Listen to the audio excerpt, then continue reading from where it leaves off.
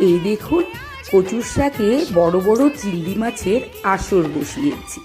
মাছগুলোকে আমি ভালো করে ধুয়ে নুন হলুদ মেখে নিয়েছি। এবারে সর্ষের তেলে আমি মাছগুলোকে লাল লাল করে এপিট ওপিট করে ভেজে নিচ্ছি। মাছ ভাজা হয়ে গেলে মাছগুলো তুলে নিয়ে ওই তেলেই আমি তেজপাতা, শুকনো লঙ্কা আর সাদা গোটা জিরে ফোড়নে দিয়েছি। আমি কচু শাকগুলোকে আগে থেকে সেদ্ধ করে নিয়েছিলাম। আমি কচু শাকগুলো দিয়ে স্বাদ মতো নুন, আদা বাটা আর কাঁচা লঙ্কা দিয়ে কিছুক্ষণ নেড়ে রান্না করে নিয়েছি।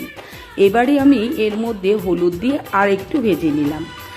ভালো মতন ভাজা হয়ে গেলে এর মধ্যে আমি স্বাদটাকে ব্যালেন্স করার জন্য দিয়ে দিলাম মিষ্টি, দিয়ে দিলাম ভেজে রাখা মাছ।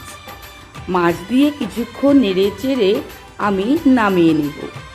রেডি হয়ে গেল কচু শাকের চিংড়ি।